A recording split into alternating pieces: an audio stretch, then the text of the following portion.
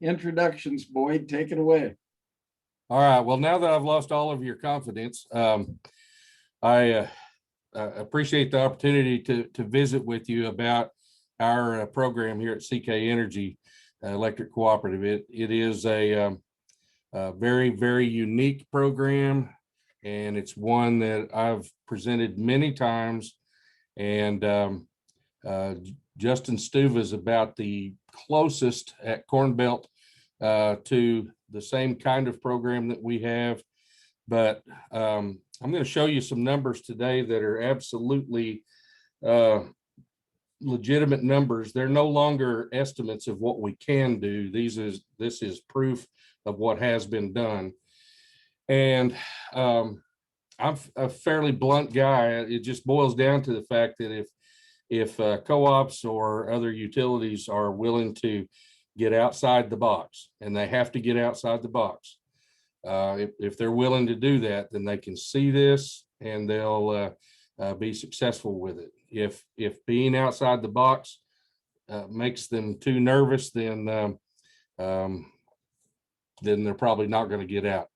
You'll understand more of what I'm talking about as we go forward. But I worked with John ahead of time to come up with a slogan for this presentation.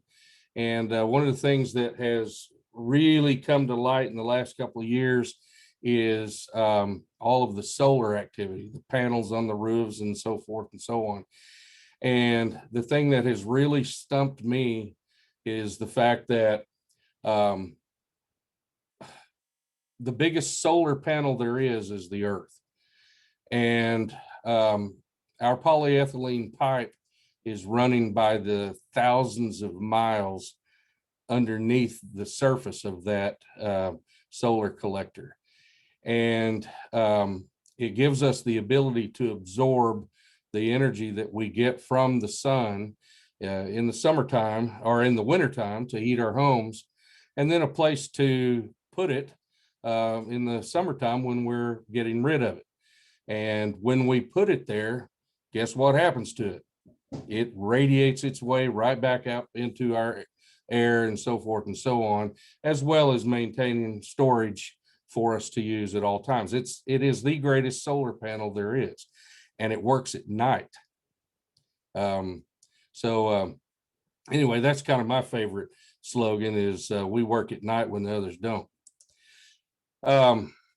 We started our program in 2013, and we started off as a loop leasing program, and within 60 days decided that was too much of a hassle. We're just going to put the loops in and come what may.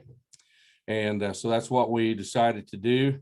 And so I want to tell you all about that over the next 30 or 40 minutes. Okay, first of all, I mentioned that solar panels have really come to the forefront. You can see the top of this home here. This is a 10 kW solar roof system with a total cost of about $35,000. Okay, and that 10 kW solar roof system at night on overcast days when it's covered with snow is not a 10 kW solar roof system. It's a 0-watt solar system.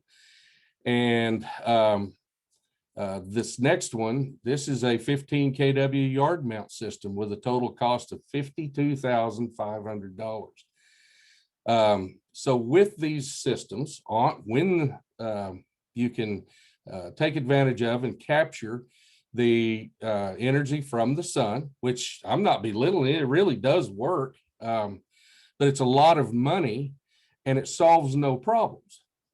Most people that are looking at there's a lot of people that look at the solar systems because they are concerned about the impact they have on the environment, and that's okay. Anybody that does it for that reason should just do it and never look back. But most of the people that are seeking the solar are actually looking for ways to reduce their electric bills. And solar does not do that. So because you finance the thing. So really all you're doing for the first 15 or 20 years is you are purchasing the right to change who you pay for your electricity. Only when it becomes owned by you are you actually reducing the cost of your electricity. But you spend a major amount of money to do that. And I want to talk about the fact that before people even think about solar, they really should be focused on, how do I fix my house? You know, I've got inefficient heating and cooling. I've got inefficient windows. I've got almost no insulation. I can feel drafts around virtually every window in the house. Well, why aren't we fixing that? Instead of worrying about solar panels to reduce my cost. And it just blows my mind. And that's what I talk about every day on the phone with people, doing my best to not run down solar, but show them an option that makes so much more economic sense. And that's the geothermal. But here's here's a slide that represents the amount of incoming solar energy that impacts the earth. If you look at the top, of course, it starts off with 100% available solar energy. And down at the very bottom, what actually ends up here is 51% of the beginning incoming solar energy. And it's absorbed by the land and the oceans. It is an incredible, infinite amount of available heat that can be captured and utilized in a very beneficial ways. But on its way down, you know, there's 6% reflected by the atmosphere. There's 20% reflected by clouds. There's absorbed solar energy by the atmosphere, absorbed by clouds, and so forth and so on, which knocks off 49%. So if you've got a $52,000 solar system out there, you're starting off with only 51% of the available solar energy hitting the panels. And then you're restricted to the best panel on the market at 26% efficiency. So you have to super oversize your solar field just to give you the amount of energy that it takes to run your home. Now, if you're in one of those gas heated or gas water heated, gas cooking type of homes, then it doesn't take the as large a system, of course. But if you're in an all electric home, and especially folks in the rural areas that are largely all electric, you cannot you cannot provide the power that you need in your home with one of those systems on a consistent enough basis to pay it off. You just can't do it. And so that brings us to what our struggles were here at CKenergy. At that time, we were Caddo Electric Cooperative. Every year, we had what seemed like, well, hundreds of new homes that came on every year, but thousands over a 10 or 15 year period. But even though we were adding all these new meters and new customers and so forth, beautiful housing additions, our debt was going up. Our overall system debt was going up because obviously we have to build infrastructure and so forth. Our margins were going down and our rates were going up. So it's kind of like, what the heck is going on? And so that's where the CEO at the time enlisted my help, and we started doing some deep studies. So I took 2 housing additions that we had on our system, still have them. And they were gas heat and gas hot water additions. One addition had 150 homes in it, another had 135, I believe, something like that. But anyway, after taking the wholesale cost of power and every other part of our cost of service and applying it to those 2 housing additions, excuse me, I get all tangled there. Applying it to those 2 housing additions, we determined that we were actually losing $112 per year per home.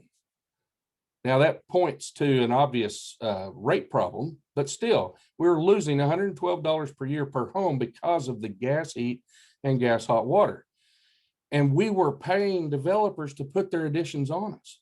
And we're spending millions to purchase the right to lose money on gas heated homes forever. That's just dumb.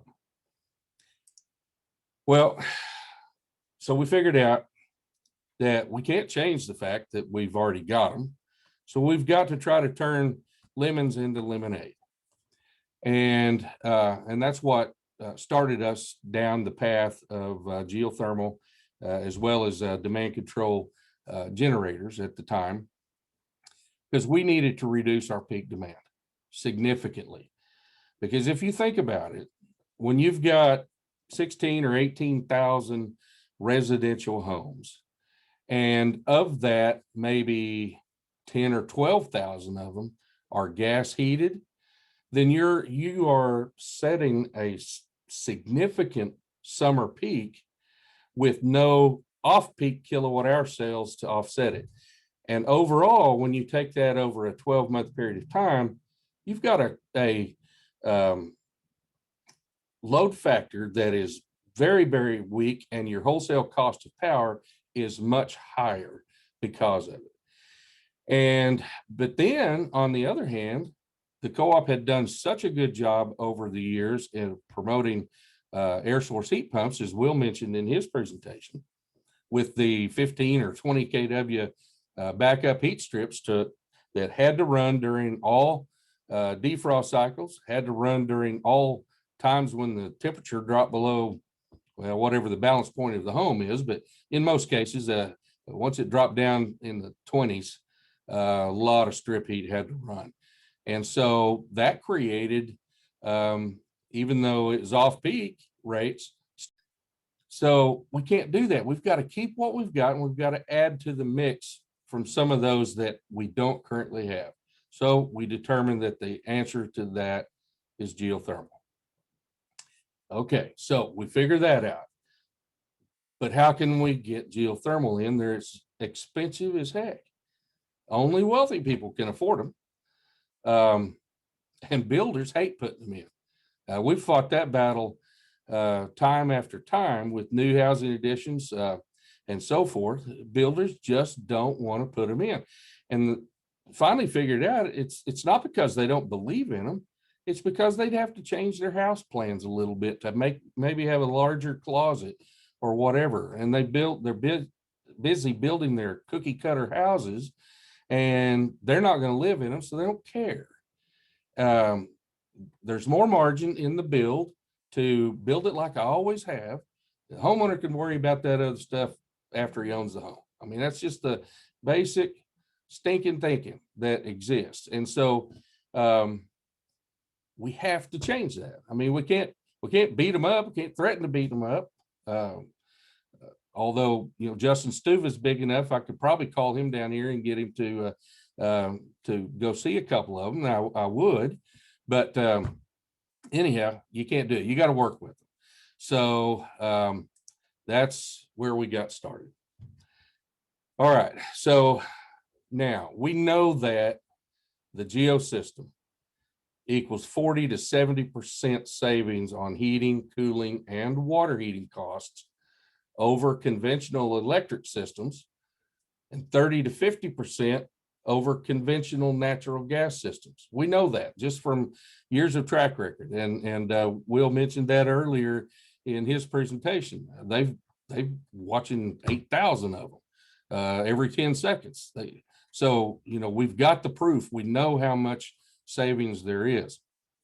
Well, what that boils down to is customer energy savings for every 3.5 ton unit. And the reason I chose 3.5 tons is because that is the average size system that we have had over the last 8 years. We have lots of 2.5 tons. We have lots of 4 or 5, whatever, but the average is 3.5 tons. So that's what I'm showing. And the energy savings for that customer ranges anywhere from $1,100 to $2,000 a year, depending on whether or not, or depending on the efficiency of the system they take out, or the system that they would have chosen to put in the event of a new home, but also in what they choose as water heating. And we try to make it real easy to choose electric because we just give them the tank, however many they want.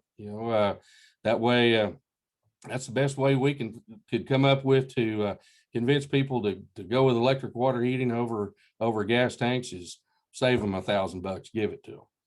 And so that's what we've done. And as a result, 9 out of every 10 geos that go in also go in with electric water heating, and it's just been great for us. Okay, check this out. The average cost of the installation in 2013 was $6,500 a ton. Now, I know some of you may be sitting there saying, well, I wish it was just $6,500 per ton in my area.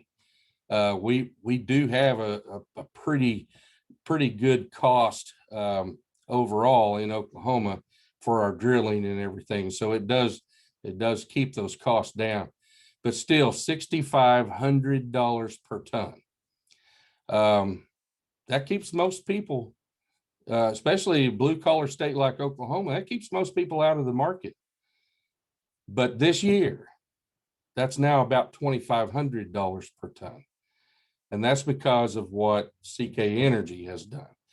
Now, at $2,500 per ton, there is no conventional system that can compete with us. Not a single one. I don't care what efficiency level it is. I don't care if it's the most fabulous gas furnace, but you cannot beat the cost of $2,500 per ton. And we did that for a reason. We want it to be a no-brainer. Every home we want that has a choice outside of those thick-headed builders I talked about, but every home owner who has a choice, we want them to choose geothermal. And by and large, most of them are. So now I'm going to tell you how we did it. First of all, we determined that the co-op absolutely had to be involved on driving the pricing down sharply due to volume and incentives. Now, before I get into the next slide, I'm going to say that did not totally include the manufacturers, the distributor, and the dealers, because those guys only have so far they can go down on their pricing. We needed pricing to go down way below what they could cut it. And that seems to be, and really and truly, that is the problem that we utilities have had over the years. And I'm sorry, if those of you who are sitting here with utilities, I'm going to kind of reveal ourselves to some of these dealers and everything that are sitting around here today listening. There's only so much that Climate Master or Water Furnace or Bosch or Intertech or any of the other makers of geothermals, there's only so much price they can cut out of it. They have to manufacture it, they have to ship it, they have overhead costs. Then you go to the distributor. Well, they're just turning it around from the manufacturer to the individual dealers. There's only so much they can work with. And then you've got the dealer who's feeding his kids and his wife and or husband, whatever, covering overhead costs, paying for insurance, paying for vehicles, and still struggling to make a deal. They can only come down so much. So who out of the entire group actually makes money on a geothermal or any installation for that matter for its entire life? That's us, the utilities. Okay, so we went to our area manufacturers and distributors. Will's been down here multiple times, and I've got good friends over in Norman, Darren Beller and Jason Hendricks that represent Climate Master. They work with us all the time, and they have, all of them collectively, worked very hard to keep their pricing as stable as possible. We've had very few rate increases over 8 years that we've worked with this program. They've been very, very fair. And we had a dinner meeting, a couple of dinner meetings, and invited in area contractors to meet with them. We wanted to discuss their needs or obstacles, and we did. What keeps you from putting in geothermal?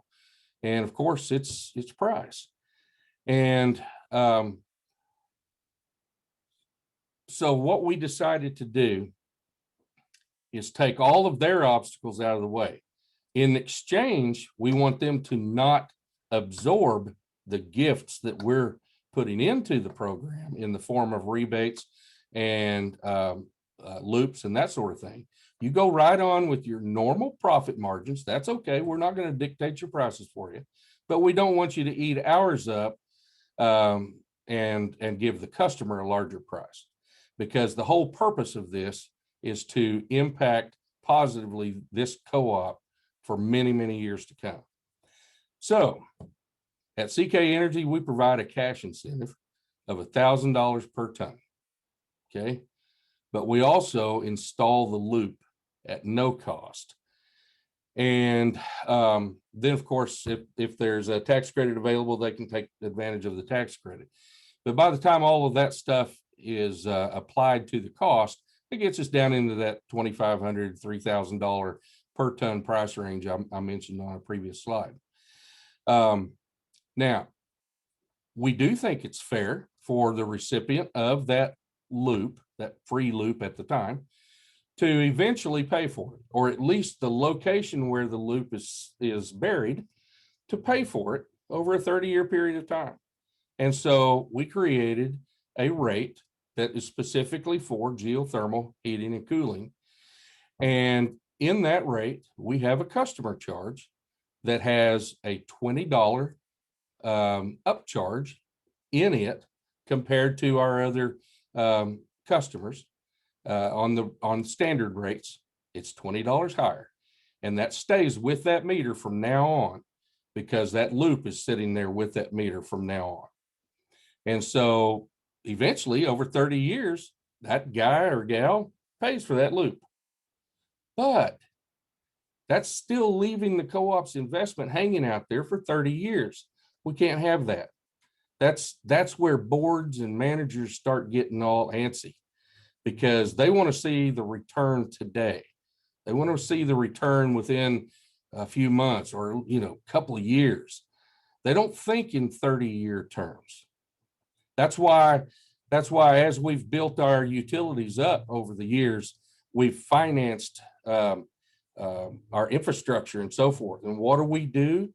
We're financing and spreading the cost to future generations who aren't alive yet or on us yet to have a vote or a say so in how we do it. All of our expenses should be for today's customer, in my opinion, should be collected from today's customer, and instead leave a stronger co-op, better able to make its margins and so forth for the future generations. That's what they need for us to do. So, undertaking our program. First of all, I'm going to show you some actual data on the geothermal installations that we've had over the last 8 years. For example, on a 3.5 ton geothermal, and Will mentioned a study that we did through cooperation with NRECA and some others, and I really apologize if any of you were a part of that, and I'm not remembering the names of the organizations that were involved, but nevertheless, it was a very good, very thorough study. But it was determined that we reduce approximately 65 or 650 watts per ton of demand from the home's meter just by virtue of having geothermal. And that's an average, of course. Now, if you think about it, those high efficiency conventional systems on a 105 degrees summer day, they don't have that high efficiency rating. They have actually a pretty crummy SEER rating on those days. On an 80-degree day, they're fantastic. But on a 105-degree day, they're no better than the old Frigidairs. Whereas the Geo, it doesn't matter. It's underground. It's dumping the heat into the ground and cooling it. And it's just very, very efficient. And so 650 watts per ton, demand reduction. Now, here's the big kicker, though. A lot of you in the north, and even more so, more and more here in the south, we're becoming winter peaking. Well, the geothermal, I have 2 in my home, and both of mine, neither one of them have heat strips, neither one of them. And I made it through 16 degrees below zero temperatures 3 weeks ago, 2 weeks ago, whenever it was. And it was a 12-day period where we never saw an hour above freezing, and not once did my Geos not handle it. And I heard that from tons and tons of people thanking us for convincing them to go Geo. But the ones with the heat strips and the air source heat pumps, that was bad news. That was a rough period for them, and I hate it. But that's going to drive a lot of business this spring and summer, so we'll help them out there. Besides the 2.3 kW demand reduction on that 3.5 ton system, there's also, we estimate, it really varies depending on the house and the family, 1,000 to 3,000 additional off-peak kilowatt hour sales if they've changed fuel or if it's new construction. Now, obviously, we're going to lose some kilowatt hours sales on the all electric homes that are retrofits, but the demand reduction more than offsets. So it's still a profit for us. Even if we lose a few thousand kilowatt hours, the demand reduction is significant enough to keep it on the positive. So there is no such thing as a geothermal loss to a utility. The revenue improvement gives the utility a cushion for added bennies, rebates, loop incentives, etc. Okay, so let's say we do this. What's the impact of 1,000 Geo installations? 1,000 of them. Now, I kind of cheated, and I took 1,000 new Geo units replacing gas or new construction. Okay, that's easily doable if you're a growing utility like we are, and over time we will definitely hit that 1,000 new units. But anyway, I'll get to the rest of it in a minute. I get ahead of myself. Okay, that is the equivalent of 3,000 kW demand reduction for 1,000 units, 3 megawatts of demand reduction. Okay, that's worth, here in Oklahoma, that's worth $383,400 a year, just the demand. Okay, the new kilowatt hour sales between 1.3 million and 3.9 million a year. So that's an additional $130,000 to $390,000 on top of the 383. So the net annual revenue increase for a co-op or a utility that does 1,000 Geo units is between $513,000 and $773,000 per year, additional margins. That's a lot of money especially to the co-ops. And it leaves a lot of money on the table for